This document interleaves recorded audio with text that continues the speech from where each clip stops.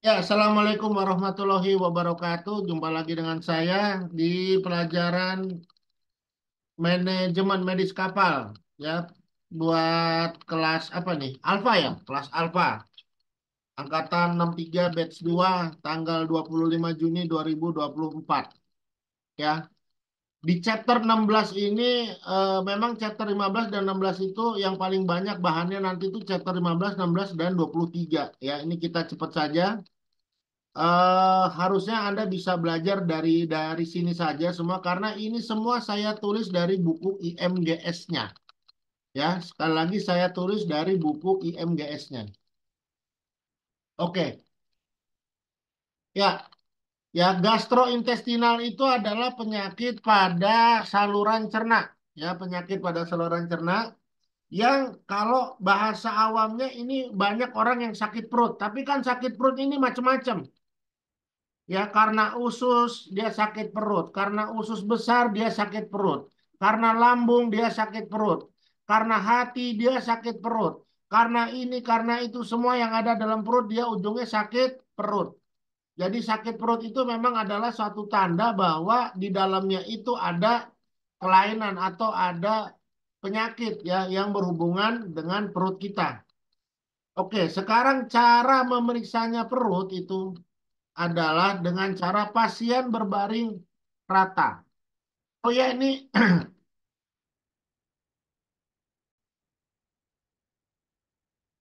ya caranya memeriksa perut ini adalah dengan cara pasien berbaring. Sebenarnya harusnya itu berbaring ya. Jangan pernah memeriksa pasien memeriksa perutnya dengan dipangku biasanya pada anak kecil ya. Terus jongkok atau duduk di samping tidurnya pasien. Jadi sikap Anda juga harus sopan. Memeriksa dari sebelah kanan pasien dengan menggunakan tangan kanan Anda. Sekali lagi, periksa pasien dari sebelah kanan Anda dan kalau pakai stetoskop itu dengan tangan kanan Anda, ya. Kenapa ya? Memang itu legal artisnya seperti itu atau pantes-pantesannya lah seperti itu, ya. Jadi kita sama pasien juga harus menghargai pasien. Jangan pasien itu kayak dianggap kayak barang mati aja, ya. Perlakukanlah pasien seperti kamu memperlakukan keluargamu atau teman-teman terdekatmu, ya. Oke, berikutnya ini di screenshot. Perhatikan apakah ada kekuningan atau yang namanya jaundice, ya. Kekuningan atau yang namanya jaundice. Mana udah di screenshot belum?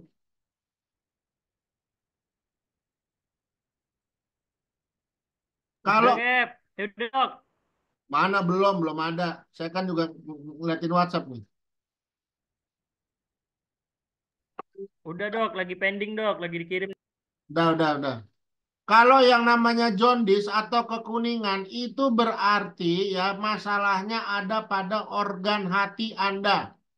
Sekali lagi, kalau ada pasien kekuningan, kuning-kuningan itu biasanya masalahnya ada di organ hati. Ya, ingat.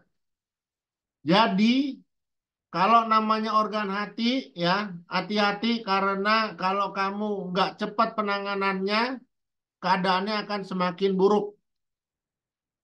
Perhatikan juga apakah lidah tuh kering, ada dehidrasinya atau enggak, ya, lidah kering.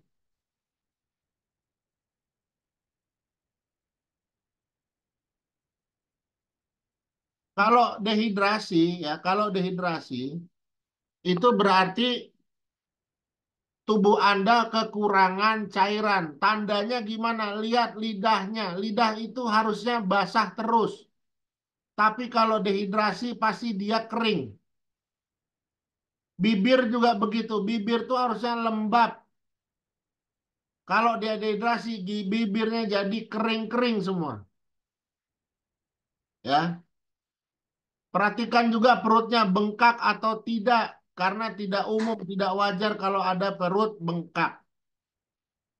Terutama kalau ada distension, ya, bengkak dan keras dia permukaannya.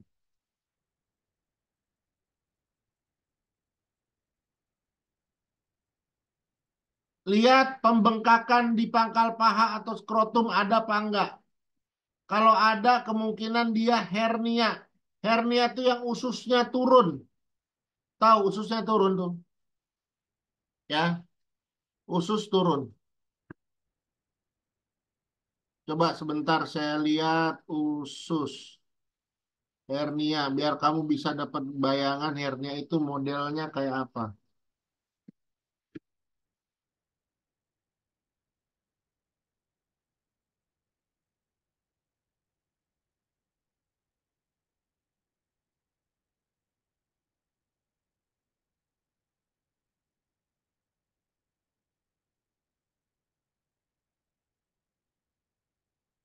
Bentar ya.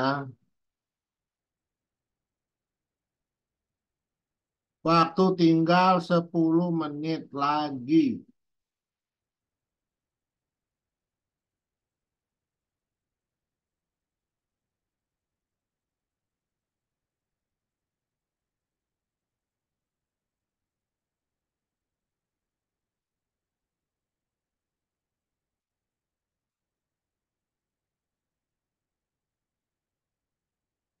Ya, lihat nih. Ya, lihat semua. Ini namanya hernia, ya.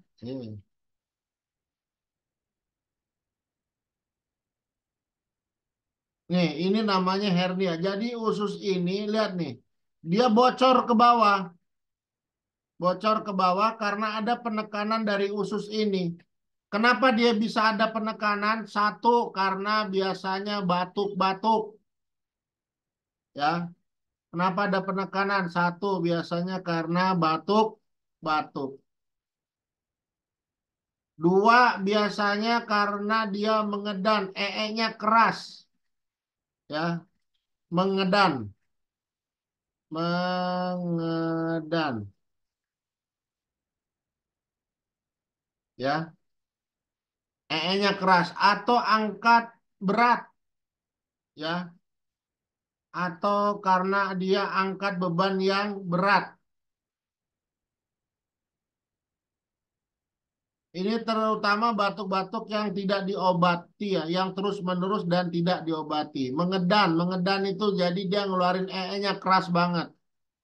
Terus dia sering angkat yang berat-berat ya dan lain sebagainya sehingga dia pecah nih. Ya, ini sama ini harusnya nyatu nih. Pecah, jadi ada sebagian usus yang keluar ya. Jadi ada sebagian usus yang keluar. Nah, bagiannya inilah yang kita sebut dengan hernia. Paham nggak?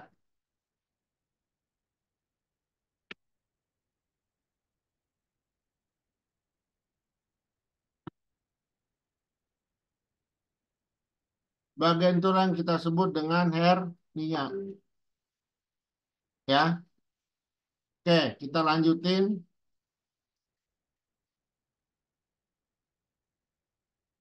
Cara pemeriksaan dubur ini juga sebenarnya ada. Bagaimana caranya kamu meriksa dubur? Dubur itu apa? Lubang pantat. Ya, biasanya untuk periksa apakah benar orang ini punya wasir atau enggak.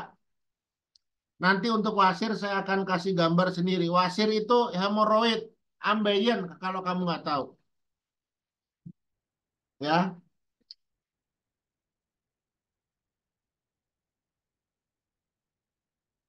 cara melakukan palpasi pada perut. Yang penting ini nih, awasi wajah pasien, bukan perut pasien. Pada saat Anda menekan perut, ya, bukan perut. Awasi wajah pasien, bukan perut. Pada saat pemeriksa menekan perut pasien yang dirasakan sakit, ya. Jangan menekan terlalu keras, ya. Ingat,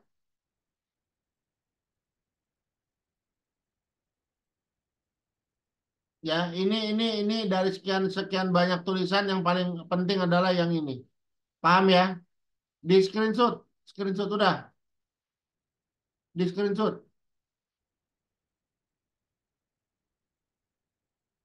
Di screenshot udah. Sebentar, Cap. Izin Oh, dok, bentar, Dok. laptop saya nge-lag dok. Tunggu Eh, SS dulu. ya udah sama saya.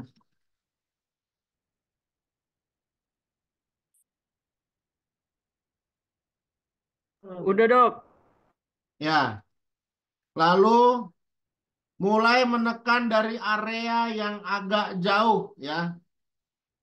Udah. Tapi ini lanjutan dari tadi sebenarnya nggak perlu terlalu detail seperti ini. Yang penting perhatikan wajah pasien bukan perut pasien.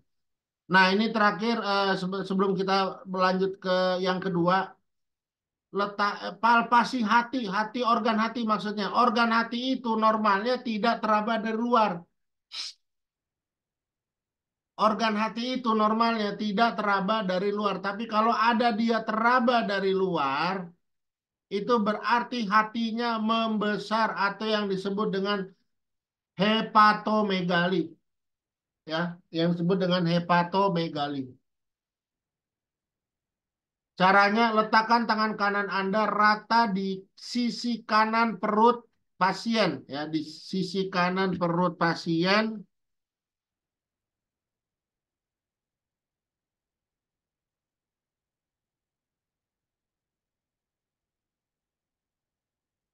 Dengan jari-jari Anda. Ya, minta pasien menarik napas dalam-dalam atau inspirasi, lalu didorong pelan-pelan lembut ke atas melalui bawah pusar dan bergerak ke atas, ya.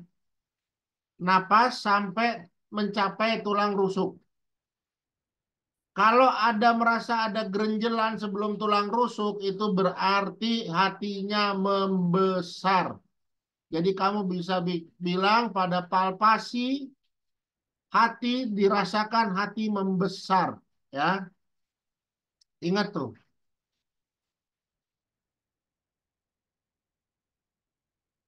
Ini tanda bahaya pada abdomen. Kamu bisa lihat di sini, sakit parah yang konstan, rasa nyeri di perut dan kejang otot, terlalu lokalisasi atau degeneralisasi, tidak adanya suara usus, muntah-muntah yang ditandai dengan tidak adanya buang air besar atau kentut selama 24 jam. Dia muntah tapi dia nggak kentut, dia nggak buang air besar. Artinya bagian bawah ada yang kesumbat. Ada tanda-tanda shock, pusing saat berdiri tegak, denyut nadi cepat dan meningkat, tekanan darah rendah atau menurun. Nah, ini yang paling penting. Output urin rendah 0,5 sampai 1 mililiter per kilogram berat badan per jam. Bagaimana cara menghitung output urin rendah? Ini dia. Lihat. Misalnya beratmu adalah 70 kilogram. Berarti ya kalau dikalikan ke sini 70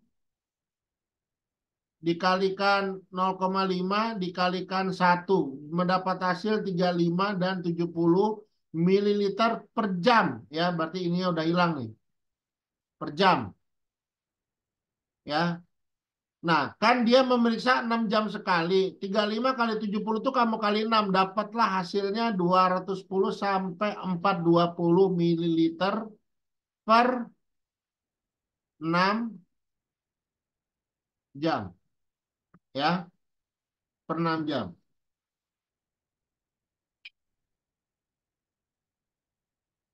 Pada saat dihitung, ternyata hasilnya kurang dari 210, itu berarti output urin rendah. Kalau ada berada di range antara 210 dan 420, itu berarti output urinnya bagus. Ya. Bagaimana menghitungnya? Dari kantong kateter yang dipasang. Ini makanya harus Anda bisa masang kantong kateter. Atau bila tidak pasang kateter, maka udah ada tuh tulisannya. Setiap kali ya, maka setiap kali BAK harus ditampung dan diukur volumenya. Tuh, ya. Setiap kali buang air kecil harus ditampung dan diukur volumenya.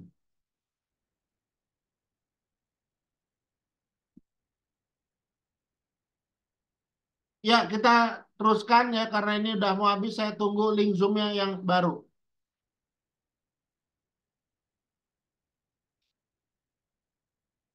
Siap, Dok.